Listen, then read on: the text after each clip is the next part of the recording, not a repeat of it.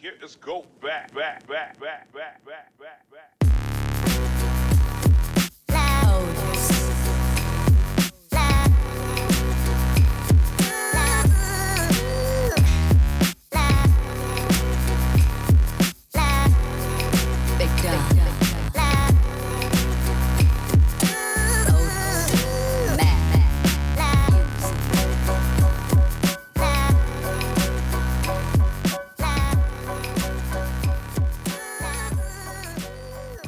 Hello, everybody. So this is the Invisible Connections podcast.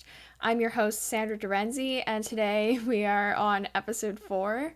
I do have a blanket wrapped around me because I cannot believe how cold it is this week.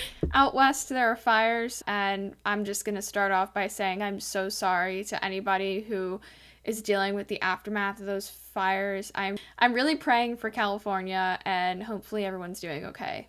On the East Coast right now, there are a lot of winter storms, so two polar opposites, I guess. So over here, we just had a huge snowstorm, and the high is now 20 degrees. So for both episodes this week, which I'm going to be recording today, I am going to be wearing this white blanket because it is freezing in my room. Unfortunately, it gets very hot in here in the summer, and it gets very cold in here in the winter. I just am in the bad corner of the house. Not saying at all that I'm not grateful for my room. I love this room, but it can get pretty cold and pretty hot. So, this episode, I wanted to talk about Jacksepticeye's video about coming out as an autistic, and I actually took notes. Now, I don't want to play his video because I don't want to get copyright striked by YouTube or anything. So I'm just going to kind of talk about what I saw in his video. So one of the things that I just kind of put down some things that were said and topics in his video that were mentioned that I'm going to talk about here. So he mentioned that autism in the early 2000s had to be this thing where people would stim and be nonverbal all the time. By the way, I have notes because I have a terrible memory, so if you see me looking down, I'm looking down at my notes. So I feel that these are great points that he brought up. Actually, I can put my notes right here. Why did I not think of that? These are great points that he brought up, and I'm happy to see someone with such a big platform talk about this, because I feel like a lot of the people who do end up talking about this don't necessarily have as big of a platform. I mean, I think there are more people coming out talking about these things that are getting bigger platforms, but comparatively to some of the other YouTubers and influencers that I've been around, no one's really talked about this issue. So I was really happy to see a bigger influencer talking about this issue. My chair is really making those noises today. Also, just like how he discussed how autism can look many different ways. I mean, I've said this many times, and I'm sure there's other influencers who have also mentioned this, but to have it mentioned again, I think is really significant, at least when he mentions it, because again, he has a lot bigger of a platform, probably a much bigger audience than me or some of the other people who are doing what I'm doing, who also probably have a bigger audience than me because I'm just starting. Another thing he talked about a lot in his video was about comorbidity between ADHD and autism. For those of you who don't know what comorbidity means, it basically means having two conditions over each other. So you can have, if you have autism, you're more likely to have ADHD and vice versa, because they are very close to each other in the brain. They affect similar parts of the brain. So because of that, you're more likely. I actually did research on this, and according to National Library of Medicine, 50 to 70% of individuals with autism also have ADHD. Now, I actually was tested when I was younger for ADHD, and I do not have it. I just have pervasive developmental disorder. So he did also say a lot that autism and ADHD are basically the same thing. And I want to mention, because there is actually misconception about this, they are not exactly the same, but they are very similar. However, also, I want to also mention that the similarities of ADHD and autism could be perceived differently based on how someone's autism diagnosis comes about, because there are side effects that are present in both. So that could be causing them to seem very similar, but they're not exactly the same. For me, like, I have autism and I know lots of people who have ADHD, and there are things that are not the same. So, according to Oxford CBT, ADHD is characterized by inattention, hyperactivity, and impulsivity, whereas autism involves difficulties in social communication and restricted repetitive behaviors. Now, again, it's one statement, it's not going to apply to everybody, but generally speaking, these are the definitions of them. And at least for me, in my specific situation, I have struggled a lot more socially. I haven't really struggled with hyperactivity or impulsivity. I have mainly struggled with social communication. And also, I do repeat a lot of things. I repeat things that I've said because I have short-term memory, so I don't always remember when I'm telling someone something. So I might say it again. I also repeat the same shows over again a lot. I really, really enjoyed the anime Fruits Basket, and I went through a phase of rewatching it over and over again, and I still love it to this day. If someone put it on, I would totally watch it. So those are like some of my repetitive behaviors. I don't know if that's also referring to like other things, but I'm just putting what I think it's referring to. In social communication, again, it's different for everybody. I think I said last week you could struggle with verbal or nonverbal communication. I struggle nonverbal. I struggle with reading in between the lines and trying to figure out what someone wants. I'm a lot better at just being very blunt and straightforward and literal, and that is how I am, and a lot of people hate that. And the thing is, I think people also assume that because I'm autistic, I don't know when they don't like that, and I don't sense when I'm being, bullied or whatever, or in general. And I used to actually have a lot more trouble, but now I can kind of tell if someone doesn't like my tendencies or doesn't like me. I can kind of feel it, and it's kind of an uncomfortable feeling to grow up thinking you're liked because you don't know any better, and then realizing, oh no, actually they were harassing me and being sarcastic and things like that. So that is something I've struggled with. I especially have struggled with sarcasm. Sarcasm has been used before as a way to harass me. People at school used to use sarcasm to bully me, and it was a very uncomfortable situation, and it just set something off with me. I just didn't like it. And then sarcasm was also used in my house, not necessarily to bully me, but to joke around. And it's not something I really like, just mainly because it's just not my type of humor. I mean, I am okay with like obvious sarcasm, like when you're making your voice obvious that you're being sarcastic. But if it's said in a way that's serious and not very clear that the person is joking, that's when I start to struggle a little bit. Because I have had people who have said stuff sarcastically and have been serious. So trying to read all of those nonverbal cues as an autistic is extremely difficult. And that is something that I don't know if I've really gotten any better at, to be honest.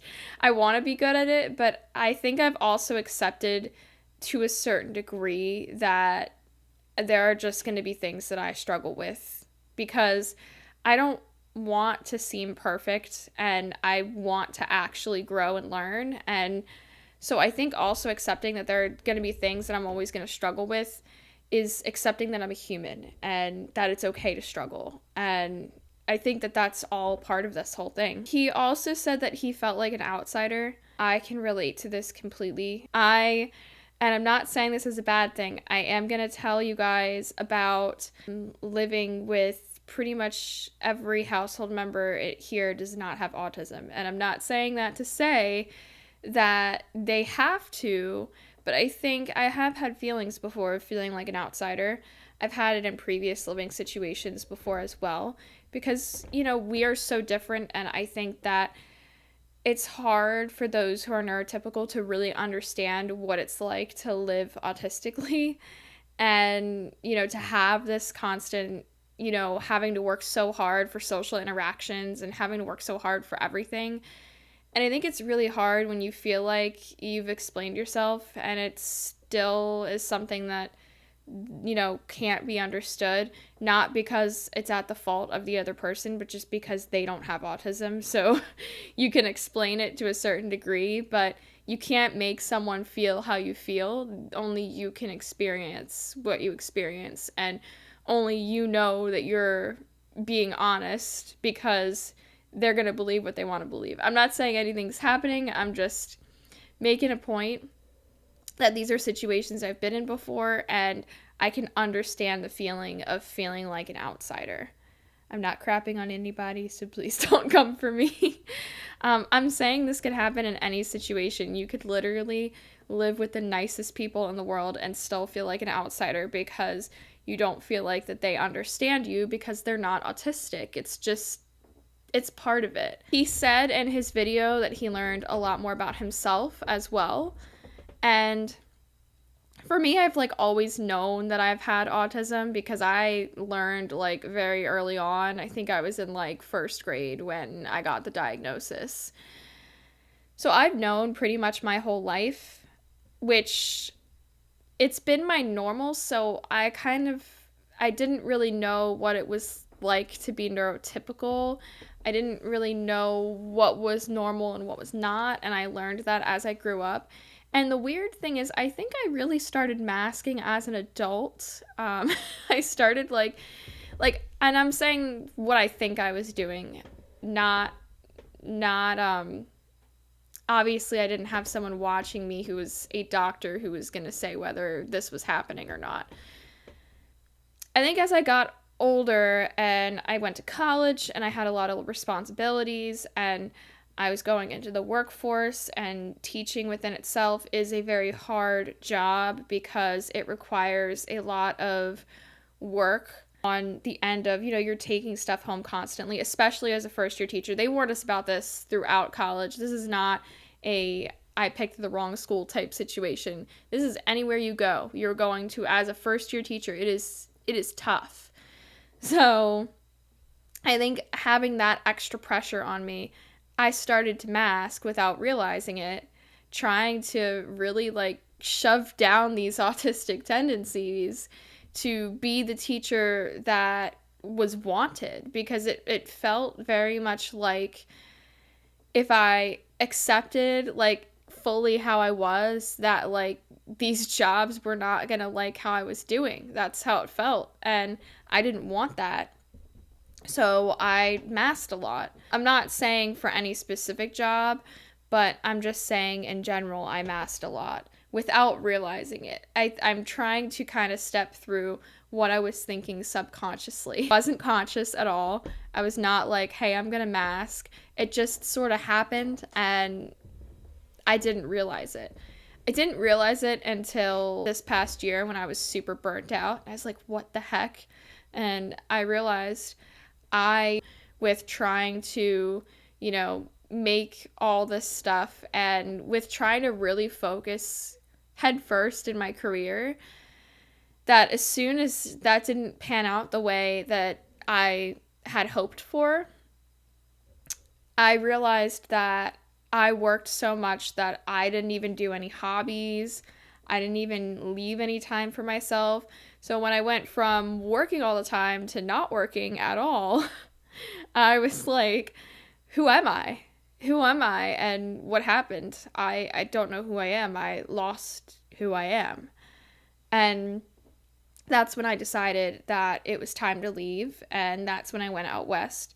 So, and that's when I started learning about myself. I really started learning about myself this year, and I learned that I'm a very artistic person who loves to create. And I learned that I learned that I have needs that are not being met, sensory needs especially. I need, quiet at times. I need a relaxing atmosphere. And actually, I didn't even realize till this year, I have always been the type for my birthday to want big surprise party, like fun. I literally this year was like, I don't want any of that. I just want a nice, relaxing day on my birthday. Nothing too crazy. I mean, I'm still gonna have a party this year. It's gonna be like a small family get together. But like, I just realized this year that I'm prioritizing calm over like everything. I was like, I just want calm. I just want relaxing vibes. And I'm actually okay with being by myself, which is something that I used to suffer with so much. For some reason, I felt lonely being alone because I felt like I needed to be social, but like social was also draining on me too, and I didn't really realize it as it was happening. I don't know, it was the weirdest situation I was in growing up, and I think part of it was just feeling in general like I didn't have any friends and things like that and not wanting to be alone. But I've learned to actually be very happy being alone. I mean, I really enjoy my alone time. It's my time where I do art, it's my time where I relax. Sometimes I play Nintendo Switch. I take so much better care of myself now, and I really enjoy my alone time. So, I have learned a lot about my tendencies and about myself as an adult now, which I'm really happy with. My gosh, this chair. Yeah, see, it won't. Every time I move, it makes a noise. Uh, so he also talks about how finding out he was autistic was an extreme positive. And I love this because I don't think everybody views it this way. But I love seeing someone that does. Because for me, I also felt like it was a positive. But I mean, I was in first grade, so I guess I really didn't have a full concept on it. But it gives you perspective on things, and it kind of helps you realize why you are the way you are. So I think that finding out is a positive thing, and it allows you to get accommodations if you need them so that you can thrive and be successful. Another thing he talked about was people being diagnosed related to his content that he made and why he wanted to talk about this, because he had said when he had come out that he was that he had ADHD, people also said, "Oh, well, I have these tendencies too." And I just think the more awareness we have, the more research we do on things like autism, the better. Because then we're going to be able to diagnose more people. People are going to have accommodations that are going to help them, and they're not going to have to suffer in silence. So I think this is an amazing thing, and it's very positive. But for some people, they don't view it that way. For some people, it's still got fear attached to it. And I think that we need to fix that a little bit as a society. I think we fear anything that doesn't conform to this sense of perfection, and I just don't think that that should be a thing anymore. We all are different for a reason, and I think we should be more accepting of people on the spectrum and find ways to help them instead of fearing it and making it seem like a disease when it's not. So another thing he talks about is changing an industry obsessed with legacy. And though, yes, he did kind of make a statement that was like, it's not about you and your legacy and stuff like that. And I think that applies to some creators, but I think there are really other creators trying to make a difference.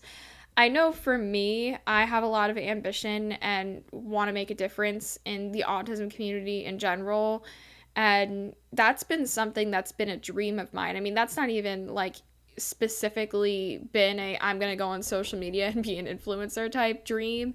Like, that has always been a dream of mine. That's why I became a teacher. It wasn't necessarily just to be the best teacher out there. I mean, that's not what I want anyways. That's the rat race, and I don't intend to play it. But I didn't just want to be a teacher. I wanted to inspire. I wanted not just kids, but also adults on the spectrum, or just other people who are on the spectrum, to know from my experience that they can do anything that they dream, and they can, do whatever they are inspired to do and come out of it successful. I was told when I was a teenager that I should not go to college, and that I won't graduate college, and that I won't get a degree. And not only did I graduate college, but I graduated college during a pandemic. And not only that, but I made Dean's List for one of those years. Now, I'm not saying this to brag. I'm saying this to say that they were wrong about me, and I only was successful because I said, nope, you're wrong about me. And I went to school and I did what I needed to do to graduate, and I followed my dream of helping those on the spectrum. So if I can do it, I know that other people out there can do it too. And I'm sure there are other people being told that.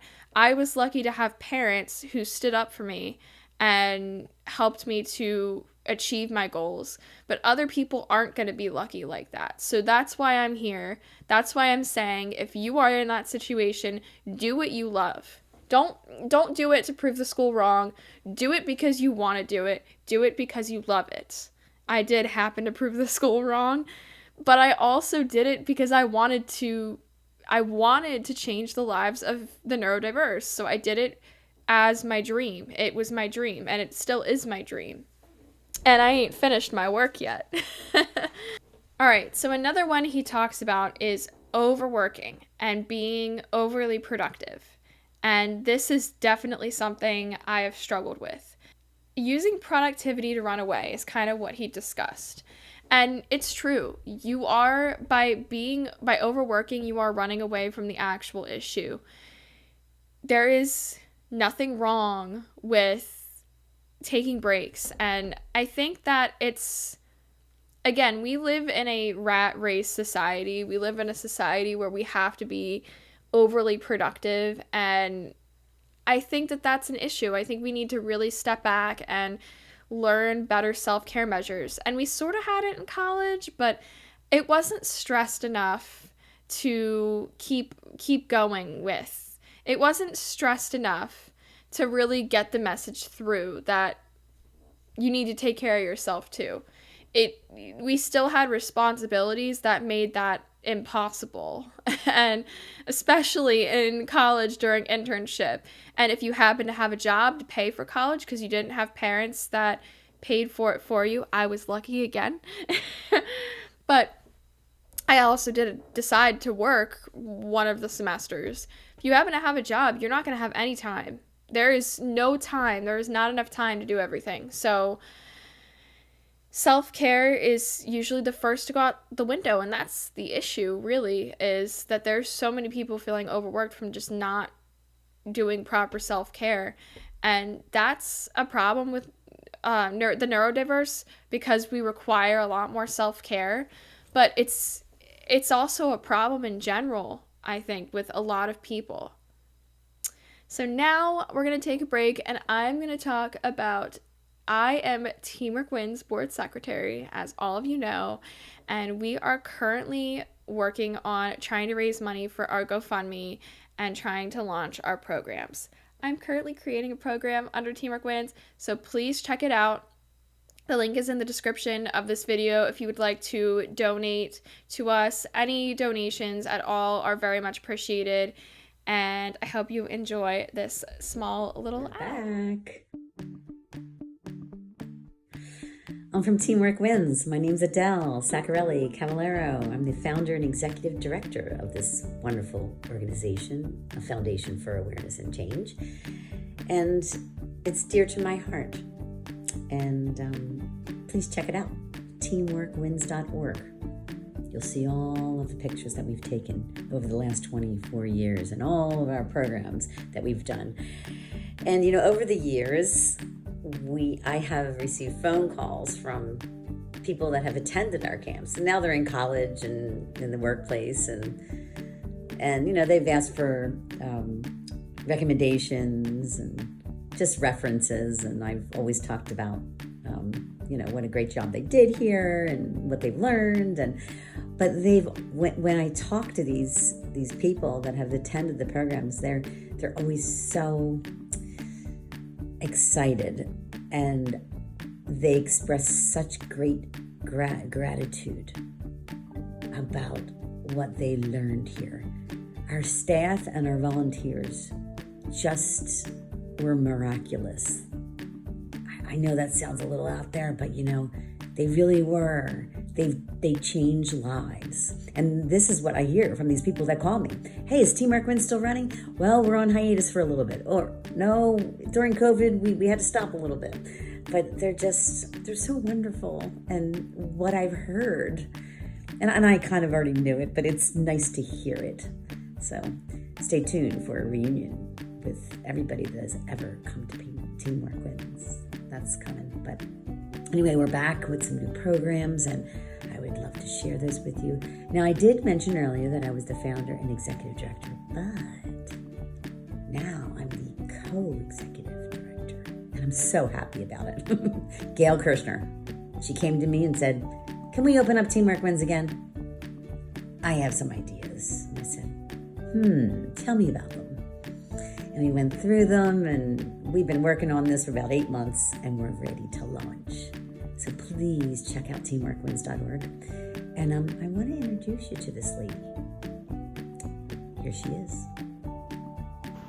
Hi everyone, it's nice to talk to you today. I'm Gail Kirshner, and I'm the Executive Co-Director of Teamwork Wins. And I'd like to just tell you briefly about our programs. Teamwork Wins work is near and dear to our heart as we assist individuals to find solutions for their invisible challenges. I used the methods on myself over the last 25 years, and it has made a profound difference in my journey with my invisible challenge, which was depression, and it saved my life. Our new focus with our programs is with 3 different underserved populations. One is underserved youth who are at high risk for getting into trouble, having difficulty in school, and not being happy and successful. We also want to work with youth who have parents in prison, and we also want to work with ex-offenders who are trying diligently to turn their life around but need additional support because of their invisible challenges. We would like to work with these 3 populations, and we hope that you will join us in our current fundraiser at GoFundMe to support what we do. So if you have any questions, contact us at info@teamworkwins.org for more information on our programs. Thank you so much, and you have a good day. Hello, Adele again. Sacarelli Cavallero. Now I'd like to introduce to you Sandy. Sandy attended a couple of our programs when she was in high school. She tells us all the time how much Teamwork Wins meant to her and how much she has learned and how it changed her life. So it was kind of cool. She could tell you herself because she's here. And I'll tell you why she's here now. Because when we were looking for new board members, I thought of her. She graduated college. She's in the workplace now, and I just loved her at the camp. Her presence at the camp was just amazing. She's always was willing to help out others and learning at the same time was kind of cool. Anyway, she did accept, and she is on our board. She's the secretary, and I'm so looking forward to working with her. Yeah, she's a gem. Here she is. And I introduce to you Sandy. Hi, I'm Sandy Durenzi, and I am the board secretary. My invisible challenge is being on the autism spectrum, and Teamwork Wins helped me a lot. Teamwork Wins helped me make friends, helped with resume building skills. We got to volunteer at different companies, and that helped us get, work experience. And it just did so much for me. I couldn't even describe to you in one video how much Teamwork Wins helped me and my friends out. And now I want to be in the board of directors in order to give this opportunity to other people who have invisible challenges so that they can benefit from it like I did. And I am really excited to be saying I'm going to be creating some programs that are in the works right now. I would really like to create a program for raising awareness and educating workplaces about the autism spectrum and hiring employees who would be on the autism spectrum, as well as trying to spread education to workplaces about autism. I'm hoping to also help people on the autism spectrum one-on-one in order to help them find employment opportunities. And one of the other things I want to do is make one of these programs virtual if possible. Still in the works, but I think it would be really cool because then people from all around the world or different parts of the United States and different time zones would be able to join and be able to learn and grow just like I got the opportunity to. Just like the sunrise in the background, new beginnings are coming for Teamwork Wins. Now I'm going to send you guys back to Adele. Hi, me again. So that was Sandy and Gail. Okay, so Teamwork Wins. I hope you come along for the ride. Teamwork Wins ride. Oh yeah, because we have a lot to do. We have a lot to do about awareness and change. Our organization is really about looking at the perceptions as children, sometimes misperceptions, sometimes stories that we told as children, and kind of clearing them up, undoing those beliefs about ourselves that aren't so nice. You know, that self-abuse stuff that we do in our head, that it runs in the back here. Oh yeah, none of that. It's time for awareness and change, and I hope you come join us. See you soon. Next, we're going to talk about lack of conversation and bad stigma, which is something that Jacksepticeye brought up in his video. I believe neurodivergence is still an issue, and we very much are stuck in the past when it comes to it. I think talking about these issues is our first step to change. I know for me, I have had specific situations where, yeah, there's just been some stigmas that people assume that are not really true. So I'm hoping that we can kind of talk about this more. He kind of mentions about jobs that we make our own hours. And this is not something I really looked into until more recently. But we do tend to do better with jobs where we make our own hours. And he kind of explains how he thinks that that's why a lot of people who are influencers are neurodivergent. And I mean, that's probably very possible. For me, I didn't really look into it until later on, but now I am trying to see if there are job opportunities that I can take where I would be able to work my own hours, because I like that a lot better, and it gives us a lot more control in being able to manage some of these neurodivergent things that we have, because we need more time to take care of ourselves. So he goes over overanalyzing and hyperanalyzing. I tend to overthink as I'm conversating with somebody, and that is something that's difficult for me. I oftentimes question how they took what I said after I say it, thinking that maybe sometimes they take it a little offensively when I didn't mean it that way. And that actually has happened, and I'm used to people not confronting me with it, so that has kind of led into me overthinking everything that I say, even though it doesn't look like I'm doing that, because I've gotten very good at masking it and making it look like I'm not thinking as much as I'm thinking, but I really am thinking like, oh, did I hurt this person? And something that actually helped me stop that, so I have read the 55 Concepts by Michael Cavallaro, and I highly suggest you guys read this book as well. And it kind of talks about how if somebody else is hurt by something you said, that's their problem and not yours, because they are hurt by it for some reason. It triggered something within them. And so I've really come to learn that just because I said something that hurt somebody, if they hadn't told me it hurt them, that's not necessarily my problem to deal with. And I just had this extra weight of feeling like I needed to keep everybody happy, even though it wasn't really my responsibility to begin with. So he talks about sensory issues. I definitely have this. I have noticed that this is a side effect that I think has gotten worse for me over the years. I've seen stuff about it getting worse from anxiety, but also I did my episode on autism regression. Please watch that if you have not already. And for that episode, I did talk about a lot how things like autoimmune disorders can impact this. So definitely something to keep in mind. So for me, I struggle with certain noises, so conversations over each other. It's become needing less people to throw me off lately. So really, if it's just a couple people talking at the same time, it's too much sensory input for me. Also, velvet textures. Don't know why, I just hate the texture of velvet, and certain smells as well. Although this one doesn't affect me as much, it's more just like really stinky smells and yeah, like skunk and stuff outside, but it's like even worse for me because I have sensory issues. So just things like that. Autism testing, he talks a little bit about this. I was lucky enough to be diagnosed as a kid.